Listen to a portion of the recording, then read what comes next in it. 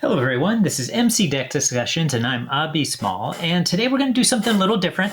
So I'm still going to consider this a deck discussion, but really what it's about is showing how one might make changes to a deck that already exists to gear it towards a build you're trying to do with that particular hero and to fit with the strengths of that hero. So both the strengths of that hero and the cards you're trying to incorporate within that hero. So this is a resulting deck that started from, a little over 2 weeks ago, had done a live stream. And in that live stream, with some other people, went ahead and created a couple of decks. And one of them was a leadership deck with Silk. And so I started this deck with that one and then started making changes to it and figuring out what I wanted to do with the deck after deciding on what I really wanted the deck to do. So let's go back to the original deck. So here's the new one, right? This is the one that's the new deck, Silk's Sneaky Spider Shenanigans 2099. So let's go take a look at the original deck that we built in the live stream. So the original one was called just Silk 2099, just to give it a name. And because it was really honing in on a specific ally, being Spider-Man 2099. So let's look at him because that's going to be a big focus of what we're trying to do with this deck is utilize Spider-Man 2099's abilities. So he's got 4 cost, 3 hit points, 2 thwart, 2 attack, and this response. After Spider-Man 2099 uses a basic power, so either a thwart or an attack, return a Web Warrior ally in play to its owner hand. Now notice it's a response, it's not a forced response, so you don't have to do it. So you get to choose to do it, at the times that make the most sense.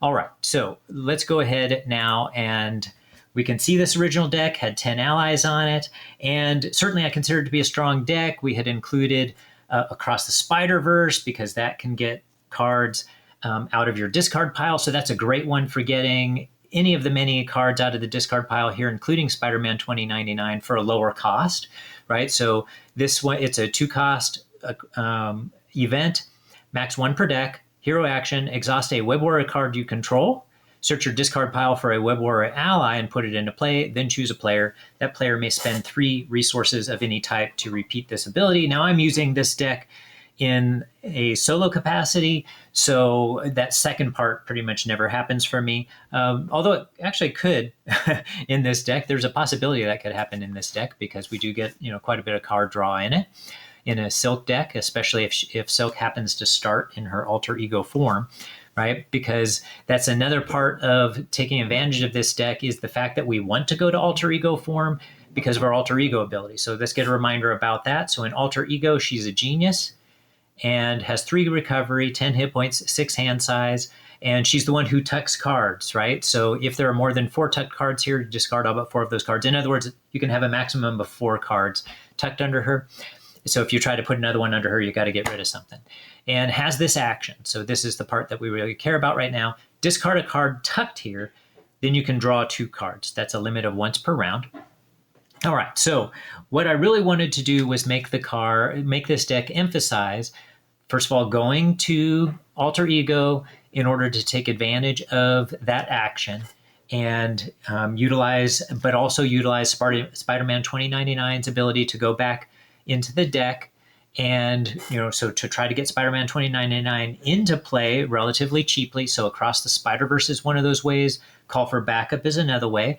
But we also get a lot of card draw in here, so it's possible to even play Spider-Man 2099 at times.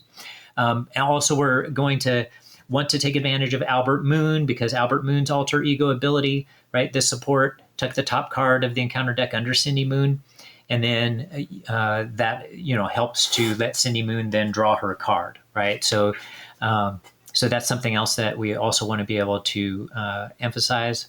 All right, and then I can't remember if I mentioned this, so I better say it if I didn't.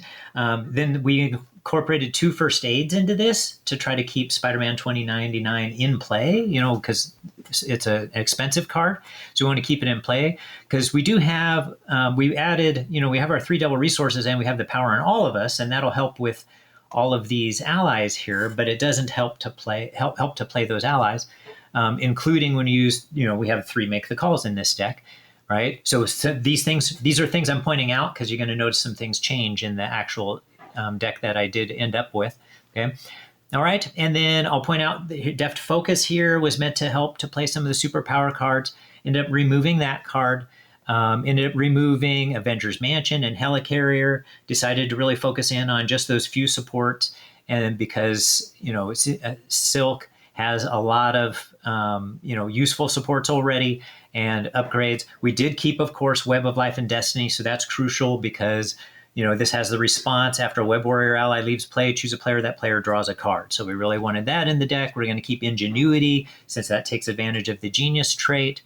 And then we also kept Moon Girl in this deck. Okay? Of note, I got rid of Nick Fury, not because Nick Fury wouldn't be useful in the new deck, probably would have made the new deck even better, just because of the card draw, but I just got rid of Nick Fury because I wanted to create a deck that didn't have Nick Fury. Most of my decks have Nick Fury, and I thought that this deck would be able to function just fine without it, have its own ability to draw cards. So I was going to do without Nick Fury in this case. So I removed Nick Fury, did keep Professor X. So you'll see Professor X still in there, but we did narrow down the allies from 10, I think, down to 7. So, there's one copy of Rapid Response in this particular copy as well.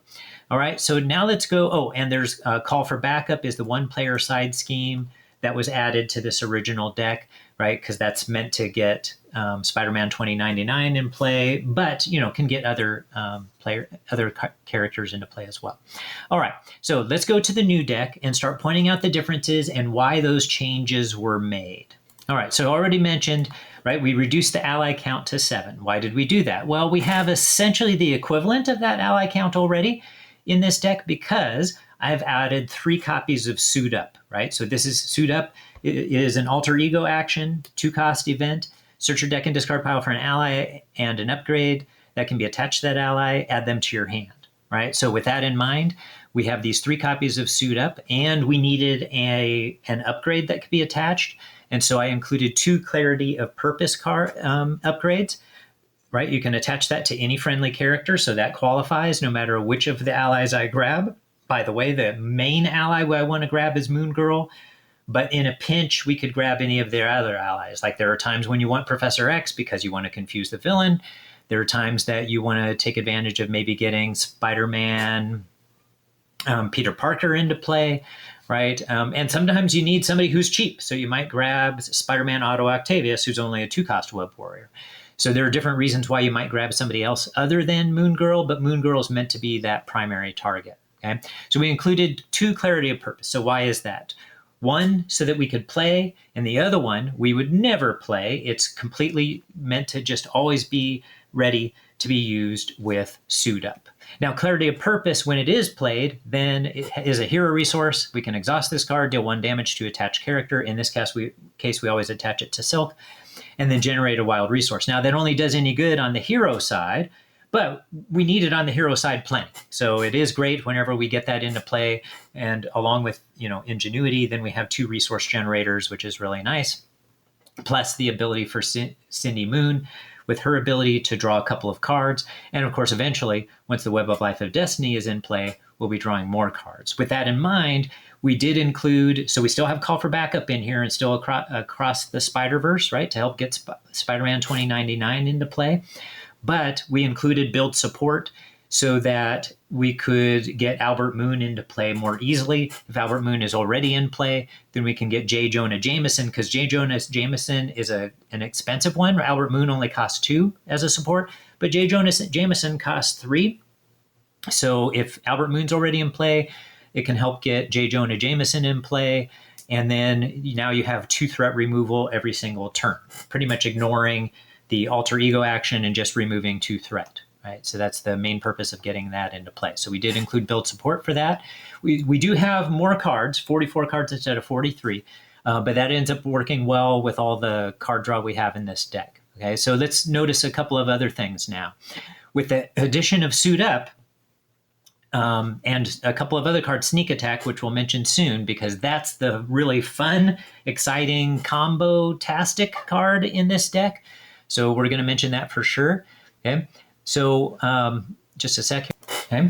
All right. And notice there are 3 make the calls in here still. Originally, I had actually reduced it down to just 1, but it turned out to be too valuable for getting, especially Spider-Man Peter Parker back into play anytime I wanted to, but also to get Professor X back into play anytime I wanted to. So even though it makes 44 cards in this deck, it just ended up being tremendously valuable to continue to have the 3 make the call. So I ended up putting that back in after doing some play testing. What changed though is we removed the healing cards, right? So the 2 healing cards are gone. So you might be wondering, well, now it's going to be expensive anytime I use up Spider-Man 2099. He does only have 3 health. But what we did was we added an extra copy of Rapid Response. So we want to get Rapid Response in there as that faux healing card, right? So let's look at this one. Has a max 1 per player, so you can only have 1 of these out at a time. But after an ally you control is defeated, discard Rapid Response, put that ally into play from your discard pile, and deal 1 damage to it.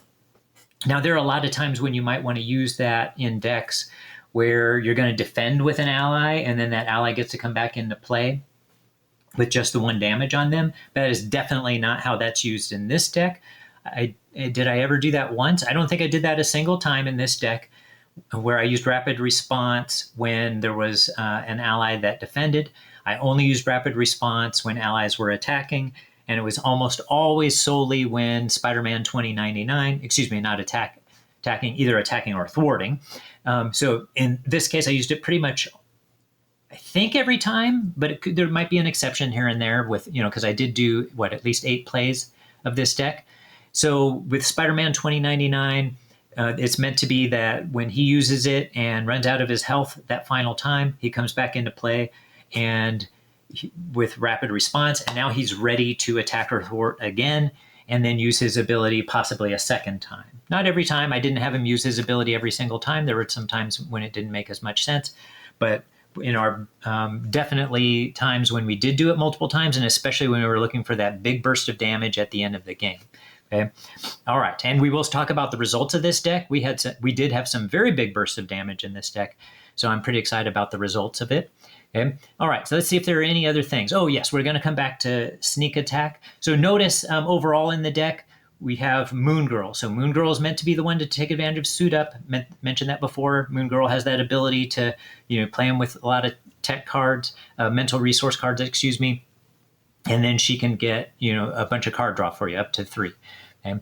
And then we had Professor X. And then outside of that, we have a bunch of Web Warriors. And each of them does important things. So real quickly, Ghost Spider does a very important thing here. So has this interrupt: when Ghost Spider leaves play, search your deck for an identity-specific event and add it to your hand. So that comes in, that's very critical in this deck. So a lot of times, again, they're going to leave play either from themselves, but most of the time, a lot of times they would leave play because they're defending. And then other times they would leave play because Spider-Man 2099 would return them to your hand. So that happened a lot. I would say that, and that definitely happened more often than, defending with them. So each time you do that, you get a chance to, first of all, if Web of Life and Destiny is in play, you draw a card when Ghost Spider leaves play, preferably to your hand because of Spider-Man 2099's ability. And in addition to that, you search your deck for an identity-specific event. Most of the time, it would be for a Swinging Silk Kick for the attack. Here and there, if I already maybe had a Swinging Silk Kick in play, I might choose to play Smooth as Silk, which is 0-cost event. And this is the one that lets you choose an enemy or a scheme in play, discard cards from the top of the encounter deck until a card from the same encounter set as the chosen card is discarded. Tuck that discard card under Silk. Why might I choose that? Well, if I want to really power up Swinging Silk Kick, then I can play this card to make sure that whatever card I need is discarded from the villain's from the encounter deck. And then when it plays Swinging Silk Kick, and can get its bonus of 2 additional damage and gain overkill. So that was always a great combination. So that could help facilitate it in many ways. And here and there, I might grab Wall Crawl instead, right? So that's the other choice that you might have in this deck, to grab that one. Okay, so that's one of the combinations that could occur. And then we also had Spider-Man Hobie Brown, right, who could help do damage to the villain. and do 2 thwart whenever I get Spider-Man Hobie Brown into play, right? So he's a 3-cost ally, 2 thwart, 1 attack, and he can then, when he leaves play, discard the top 3 cards of the encounter deck, deal damage to the villain equal to the number of boost icons there. So that was always fun playing that card too and taking advantage of its abilities. And then we had Spider-Man Peter Parker, who typically is an MVP of the decks, but I would say we had co-MVPs in this case. When Spider-Man Peter Parker was out, he has this requirement, right? You have to play him if you play him from your hand, right, then you're going to have to use an energy, mental, and physical resource to pay for him, which a lot of times you actually can do in this deck. Okay? But then he has this response: after Spider-Man attacks or thwarts, choose another Web Warrior character, ready that character. Okay? What would more likely happen is a lot of times I would use Spider-Man Peter Parker to play another card, and then he would be in the discard pile, and then you could use Make the Call to just play him paying his printed resource instead. Or I should say not play him, put him into play. Without having to pay the cost. You just pay the resource, the printed cost instead, and then be able to get Spider-Man Peter Parker into play. And then another important ally, this is the 1 2-cost ally, which is Spider-Man Otto Octavius. And he has this response: if you play Spider-Man from your hand, ready an upgrade you control. If that upgrade has the tech trait, draw a card. Don't have any tech traded upgrades in this deck. So instead, typically I would ready the Ingenuity very often in order to be able to generate another mental resource. Or at times I might do organic webbing, so that you could exhaust organic webbing and discard a card tucked under Silk and ready Silk. So Spider-Man Otto Octavius was valuable for that, and just valuable for being able to have a card that might be in your hand that just is cheaper. Okay, right now let's go ahead and talk about sneak attack here.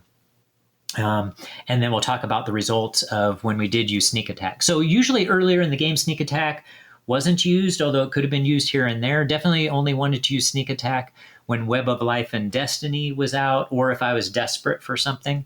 So one of the cool things is, so let's go ahead and look at sneak attack real fast, right? So it's a 1-cost card. There are 2 copies of this in the deck, and it has this action: choose an ally in your hand that shares a trait with your identity, put that ally into play. If that ally is still in play at the end of the phase, discard it. Okay? So now you can pay the cost of that card and then get your ally into play, a little bit more cheaply, or quite a bit more cheaply if you're playing Spider-Man 2099, which isn't the card I usually used, but it could be valuable for him too. I did use it here and there for Spider-Man 2099, especially one of those times when it'd be at the end of the game going for that big burst of attack. Okay? So then that could prove more valuable right at the end, getting you more card draw as well, because every time Spider-Man 2099 uses his ability, a Web Warrior that's ally goes back to hand, they leave play, and then Web of Life and Destiny lets you draw a card.